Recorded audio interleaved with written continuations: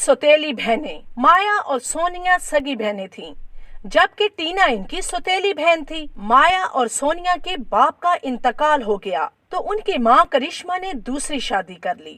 کرشما کے ہاں ایک لڑکی پیدا ہوتی ہے، اس کا نام ٹینا ہوتا ہے۔ جس دن ٹینا پیدا ہوتی ہے اس کے باپ کی اچانک طبیعت خراب ہوتی ہے اور اس کا انتقال ہو جاتا ہے۔ کرشما ٹینا کو ہی قصوروار ٹھہراتی ہے۔ ارے اس منحوس کے پیدا ہوتے ہی میرے شوہر کا انتقال ہو گیا، مجھے نفرت ہے اس سے۔ ٹینا بہت خوبصورت لڑکی ہوتی ہے۔ اسی طرح سے وقت گزر جاتا ہے اور وہ تینوں بہنیں بڑی ہو جاتی ہیں، لیکن کرشما کی نفرت ٹینا سے کم نہیں ہوتی۔ ماں کو دیکھ کر دونوں بہنیں مایا اور سونیا بھی ٹینا سے نفرت کرتی ہیں۔ وہ دونوں اس کو بالکل پسند نہیں کرتی۔ ٹینا پیاری ہونے کے ساتھ ساتھ بہت لائق بھی ہوتی ہے۔ مایا اور سونیا پڑھنے میں اس سے کم ہوتی ہیں۔ ٹینا اپنی ماں اور بہنوں سے بہت پیار کرتی ہے۔ ٹینا پڑھنے کے علاوہ اپنی ماں کے ساتھ کاموں میں ان کا ہاتھ بھی بٹاتی ہے، اور بڑی دونوں بہنیں ماں کا بالکل خیال نہیں رکھتی، لیکن ماں پھر بھی ان دونوں سے پیار کرتی ہے اور ٹینا سے نفرت کرتی ہے کہ سونیا کی دوست شمائلہ ان تینوں کو دیکھ کر ان کے پاس آتی ہے۔ سونیا کیسی ہو؟ یہ دونوں کون ہیں؟ یہ میری بہنیں ہیں۔ اچھا یہ تو تمہاری بہن لگ رہی ہے، مگر یہ تو تمہاری بہن نہیں لگتی، یہ تو بہت خوبصورت ہے میری طرح۔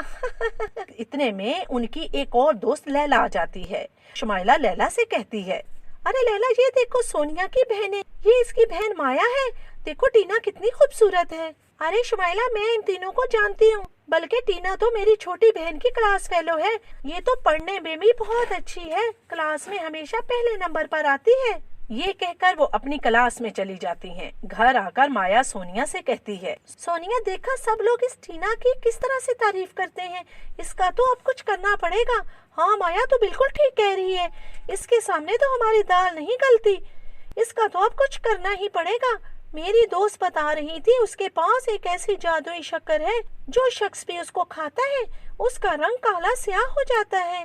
اچھا یہ تو بہت ہی اچھا ہے، تو اپنی دوست سے لے کے آنا، تو ہم ٹینا کو کھلا دیں گے، یہ کالی سیاہ کالی کلوٹی ہو جائے گی اور پھر سب لوگ ہماری تعریف کریں گے، کتنا مزہ آئے گا۔ ہاں ٹھیک ہے میں اسے لے کر آؤں گی۔ اگلے دن ہی وہ اپنی دوست سے وہ شکر لے آتی ہے اور کچن میں ایک ڈبے میں ڈال کر رکھ دیتی ہے کہ رات کو ٹینا کو شکر والا دودھ بنا کر دے گی، تاکہ ٹینا صبح تک کالی سیاہ ہو جائے۔ ابھی رات ہونے میں کافی وقت ہوتا ہے کہ شام میں مایا کی دوستیں ملنے آتی ہیں، تو کرشما ٹینا سے چائے بنانے کو کہتی ہے۔ ٹینا کچن میں جاتی ہے اور چائے بنانے لگتی ہے اور سونیا کی لائی ہوئی شکر کو چائے میں ڈال دیتی ہے۔ ٹینا سب کے لیے چائے لے کر جاتی ہے تو اس کی دوست چائے کو دیکھ کر کہتی ہے، ارے ماہا تجھے تو پتا ہے میں تو چائے پیتی ہی نہیں۔ تو مایا وہ چائے اپنی ماں کو دے دیتی ہے اور باقی چائے دونوں بہنیں پی لیتی ہیں۔ چائے پینے کے کچھ دیر بعد ہی ماں اور بیٹیوں کا رنگ بدلنے لگتا ہے، تو ان کی دوست دیکھ کر حیران ہو جاتی ہے اور ان سے کہتی ہے، ارے سونیا مایا اور آنٹی آپ لوگوں کو کیا ہو گیا ہے؟ آپ تینوں کے چہرے کا تو رنگ ہی بدل گیا ہے۔ تو سونیا کو کچن میں رکھی ہوئی شکر کا خیال آتا ہے، وہ بھاگ کر آئینے کے پاس جاتی ہے اور اس کے پیچھے ان کی ماں اور مایا بھی جاتی ہے۔ وہ تینوں آئینے میں اپنا منہ دیکھ کر ڈر جاتی ہیں۔ مایا سونیا سے لڑنے لگتی ہے، یہ سب تیری وجہ سے ہوا ہے، نہ تو شکر لے کے آتی اور نہ ہی یہ سب کچھ ہوتا۔